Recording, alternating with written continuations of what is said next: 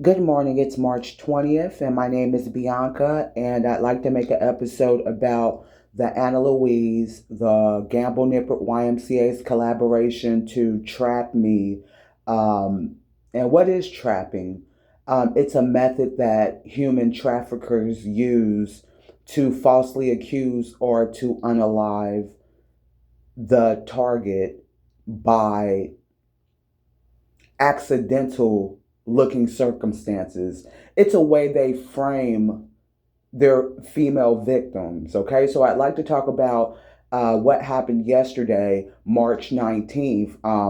I'll start off with me going outside. Every time I go outside, the Gamble Nippert YMCA employees run a business of human trafficking online, and they paid my landlord, the Anna Louise management, along with the Cincinnati police. He's like, well, how are they able to do that?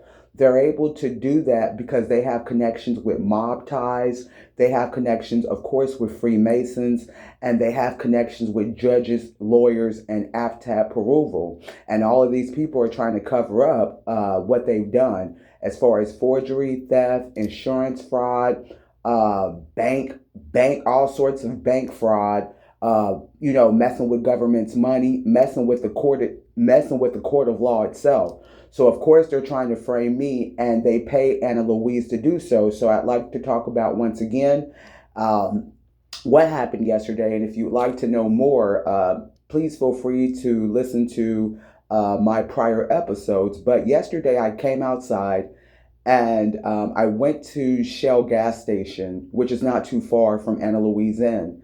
And when I came outside, exited the door, there was someone in a black all four door sedan, a black suspect, female suspect. I'm going to start calling these people suspects because that's exactly what they are.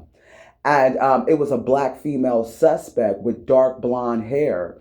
And she was like brown skin and like maybe 5'5" in a black sedan. And she pulls up almost as if she's going to hit me in a non-authorized parking spot right in front of the door. Like, if you know where this particular Shell gas station is, there's no parking space in front of the door, but she's a part of the cartel. And so she was trying to hit me and make it look like an accident.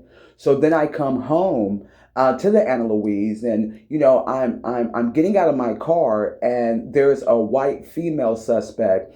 She lives on the property on the same floor as me. She has blonde hair. She's about 5'5", and her boyfriend drives this black and white truck. And she's got blonde hair and she had a blue spaghetti strap dress on.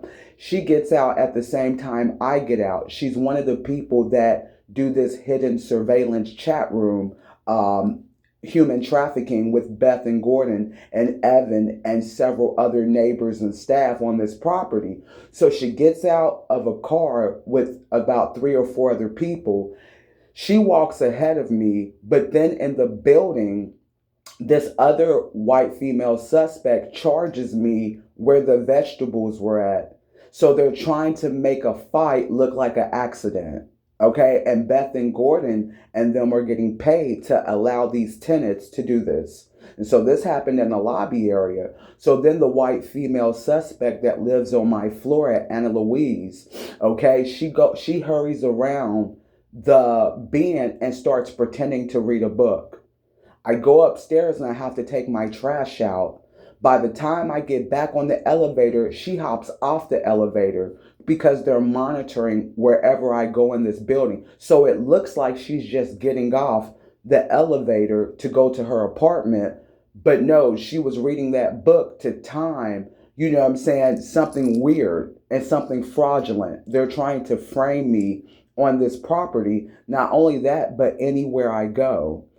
Just being in Kroger's 2 days ago, there was the same white cop.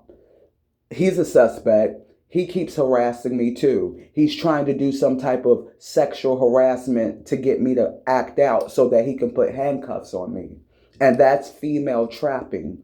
So these Cincinnati police are actively, so not only are they paying Anna Louise to do the framework, of entrapment by false arrest, provoking fights that look like accidents, doing car accidents.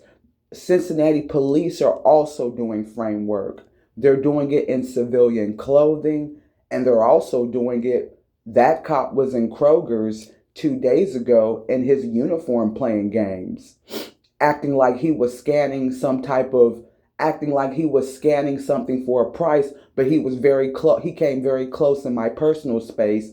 His purpose was to try to get me to act out so he can say, "Oh, there you go, you're acting crazy." And so he could do a false arrest. And that's the same game that they're paying the Anna Louise neighbors to do as well. So, and then there was a black female suspect. She had long braids. And she lives on the property, and she plays games like that too. And they pay her, to play bullying games. But I've got a message for Anna Louise, and I've got a message for the cartel. I'm not afraid of anyone. I'm not afraid of anybody on this property. I'm not afraid of any cartel member, and I'm not afraid of any Freemason or any Cincinnati police. I'm not afraid of any Italian mob. I'm not afraid of any African international people. I'm not afraid of any Swahili people. I'm not afraid of any Scandinavian people. So I'm not afraid of anyone. So what you're doing is wasting your time, and I mean, I hope the money's good for you, but you're definitely not scaring anything. And neither is the predators at the Gamble Nipper YMCA. But my purpose is to make other women aware, and I am fighting for the rights of other women and children. And the situation typically would scare and frighten other women. And this is how the lifeguard and Glenda Harris, this is how they routinely unalive their gym members. They set up shop illegally by forced entry. They exploit women and children. If they've got money, if they've got assets, if they've got homes, houses, boats, they steal that through their judge connections and their lawyer connections, and their family pays people to stalk women and children to death, to sell the child, and to SA assault the child and the female target. And they pay places like Anna Louise in to do it.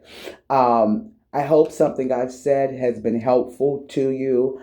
If you know someone that needs to listen to this message, please share. Please share any recordings if you think this may help someone. There will be other recordings in the future.